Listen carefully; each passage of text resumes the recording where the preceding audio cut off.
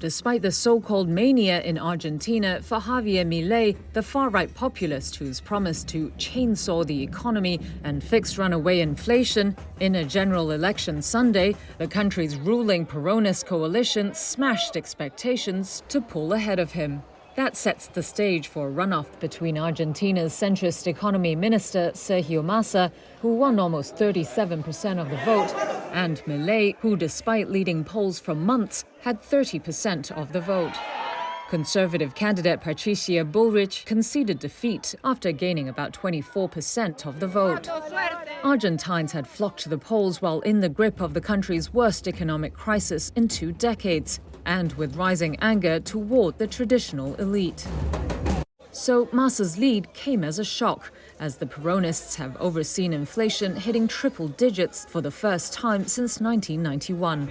Still, it wasn't enough for a straight-up win. A runoff election between 2 polar opposite economic models is now set to take place on November 19th.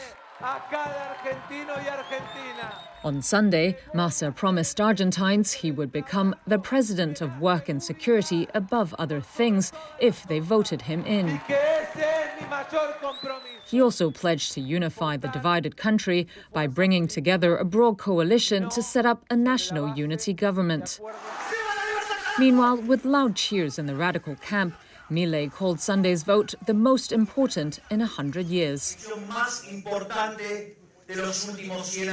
By including the conservative camp's votes, Milei concluded that 2/3 of the country want change and urged Argentines to bring an end to what he called a government of criminals. The brash radical has vowed to fix the economy with free market shock therapy. That's included suggestions like replacing the peso with a dollar, shutting the central bank, and privatizing state entities. He also is in favor of drastically slashing the size of government and is anti-abortion. Investors have been worried that political uncertainty would invoke market jitters. But some analysts said on Sunday the results should calm fears over sudden major economic changes, with the eventual winner likely to have a weak mandate.